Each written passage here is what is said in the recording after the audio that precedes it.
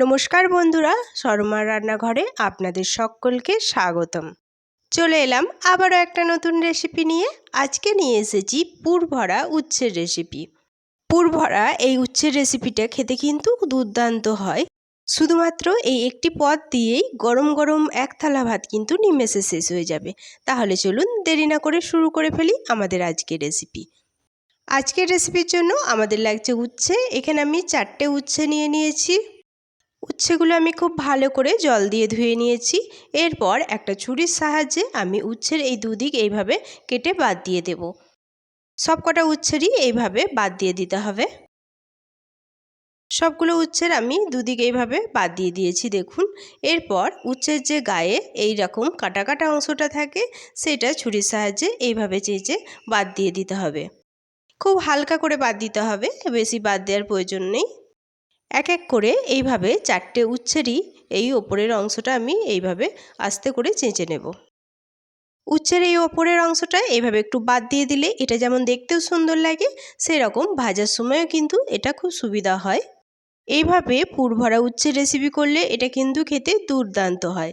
দেখুন, এখানে আমার 4টে উচ্ছেরই গাটা ভালো করে চাঁচা হয়ে গেছে। এরপর ছুরি দিয়ে এর মিডিল অংশে এইভাবে আমি গাটা একটু কেটে নিচ্ছি। উচ্ছেটা এইভাবে কেটে নিয়ে এর ভেতরের যে বীজগুলো আছে সেইগুলো বার করে নেব। আমি এইভাবে উচ্ছেটাকে একটুখানি ফাঁক করে হাতে করে এর বীজগুলো বার করে নিচ্ছি। এখানে আমি হাতে করে বার করে নিচ্ছি, আপনারা চাইলে চামচে করেও এটা বার করে নিতে পারেন।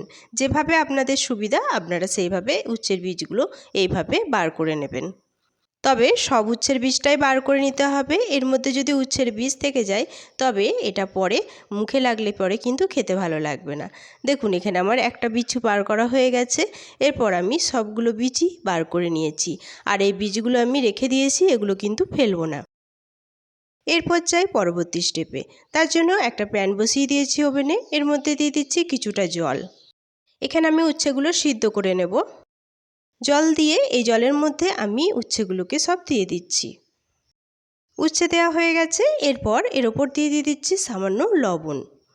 এরপর একটা ঢাকা দিয়ে এটা আমি মিডিয়াম আঁচে 5 থেকে 7 মিনিট সিদ্ধ করে নেব। একদম খুব বেশি সিদ্ধ করার দরকার নেই, মিডিয়াম আঁচে 5 থেকে 7 মিনিট সিদ্ধ করে নিলেই হবে।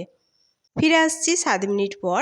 দেখুন, এখানে আমার কিন্তু উচ্ছেটা খুব ভালোভাবে সিদ্ধ হয়ে গেছে।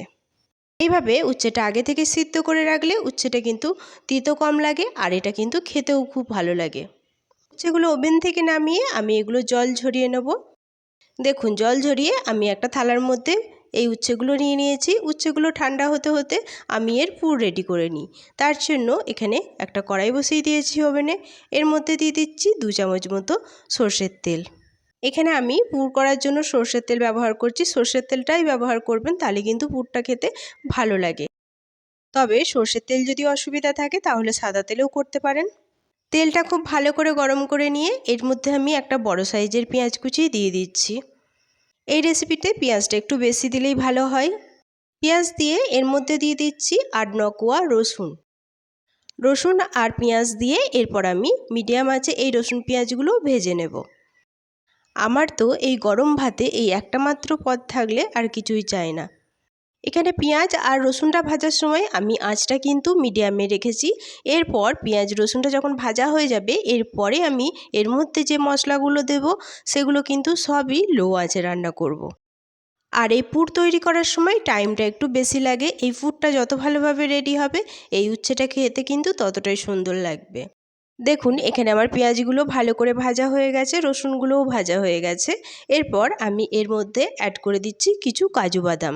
আমি এখানে কাজু বাদাম দিচ্ছি। আপনারা কাজু বাদামের পরিবর্তে আপনাদের কাছে যদি চীনা বাদাম থাকে তাহলে এখানে হাফ কাপ চীনা বাদামও অ্যাড করে দিতে পারেন। তাতেও কিন্তু টেস্টের কোনো হেরফের হবে না। কাজু বাদাম দিয়ে 1 থেকে 2 মিনিট কাজু বাদামগুলো আমি লো আঁচে ভেজে নিয়েছি। এরপর উচ্ছের বীজগুলো যেগুলো আমি বার করে রেখেছিলাম সেগুলো এর মধ্যে দিয়ে দিলাম। উচ্ছের বীজগুলোও আমি ভালো করে ভেজে নেব 2 থেকে 3 মিনিট। আর এই সময় কিন্তু আমি আঁচটা একেবারে লোতে করেছি। লোতে করে এই সব উপকরণ এবার রান্না করে নিতে হবে, তাহলে কিন্তু পুরটা খেতে খুব সুন্দর হবে। কাজু বাদামটা 2 থেকে 3 মিনিট ভেজে নিয়ে এখানে 2 চামচ মতো আমি সাদা তিল দিয়ে দিচ্ছি। তেল দিয়ে এই তিলটাকেও আমি ভালো করে নেড়েচেড়ে মিশিয়ে আরও 1 থেকে 2 মিনিট ভেজে নেব। এইভাবে প্রত্যেকটা উপকরণ একে একে দিতে হবে আর এটা কিন্তু সুন্দর করে ভেজে নিতে হবে। তিল ভাজা হয়ে গেলে এর মধ্যে দিয়ে দিচ্ছি স্বাদ অনুযায়ী কাঁচা লঙ্কা। কাঁচা লঙ্কা দিয়ে এটাকেও আমি নেড়েচেড়ে একটু মিশিয়ে ভেজে নিচ্ছি। এই পুরের মধ্যে আমি উচ্ছের বীজটা কিন্তু ব্যবহার করেছি। আপনাদের যদি ইচ্ছে না হয় দেওয়ার তাহলে এটা কিন্তু নাও দিতে পারেন, তাতেও কিন্তু এটা খুবই ভালো লাগবে। দেখুন তিল দিয়ে আর লঙ্কা দিয়ে আমি এটা খানিকক্ষণ ভেজে নিয়েছি। এরপর এর মধ্যে কিছু গুঁড়ো মশলা অ্যাড করব। প্রথমে এর মধ্যে দিয়ে দিচ্ছি হলুদ গুঁড়ো, তারপরে দিয়ে দিচ্ছি জিরের গুঁড়ো, আর দিয়ে দিচ্ছি একটু ধনিয়া গুঁড়ো, রঙের জন্য দিয়ে দিচ্ছি একটু কাশ্মীরি লঙ্কার গুঁড়ো, আর দিয়ে দিচ্ছি স্বাদ অনুযায়ী লবণ। এখানে যদি আপনারা চান তাহলে একটু গুঁড়ো লঙ্কাও অ্যাড করতে পারেন। এরপর এই সমস্ত মশলা আবারও আমি একটু ভালো করে ভেজে নেব। এখানে কিন্তু কোনো জল আমি অ্যাড করব না, শুকনো শুকনোই এই সব মশলা আমি ভেজে নেব। গুঁড়ো মশলা দিয়ে লো আঁচে এটা আমি 1 মিনিট ভেজে নেব। মশলাটা 1 মিনিট ভাজা হয়ে গেলে সব শেষে এর মধ্যে আর একটা উপকরণ যোগ করব। এর মধ্যে দিয়ে দেবো 1 চামচ সর্ষে। সর্ষে দিয়ে এই সর্ষেটাকে আবারও আমি 1 থেকে 2 মিনিট এইভাবেই ভেজে নেব। এই রেসিপিতে সর্ষে দিলে সর্ষের একটা ঝাঁঝালো স্বাদ, এটা কিন্তু খুব সুন্দর লাগে। এখানে সর্ষে দিয়ে আমার 1 থেকে 2 মিনিট ভাজা হয়ে গেছে। আমাদের পুর কিন্তু একেবারে রেডি হয়ে গেছে। এরপর আমি গ্যাসের ফ্লেম অফ করে এই পুরটা একটা পাত্রের মধ্যে তুলে নিচ্ছি। সবটা পুর তুলে নিয়ে আমি এই পুরটা খুব ভালোভাবে ঠান্ডা করে নেব। সব পুর আমার তোলা হয়ে গেছে। ফিরে আসছি পুরটা খুব ভালো করে ঠান্ডা করে নিয়ে। ফিরে এলাম পুর ঠান্ডা করে। এরপর আমি একটা মিক্সিং জার নিয়ে নিয়েছি। এই জারের মধ্যে এরপর আমি এই ভাজা পুরটা সব দিয়ে দিচ্ছি। সব ভাজা পুর দেওয়া হয়ে গেলে আমি এটা শুকনো অবস্থায় এটাকে পেস্ট করে নেব। এতে কিন্তু কোনো জল অ্যাড করব না। দেখুন এখানে আমার পেস্ট করা হয়ে গেছে।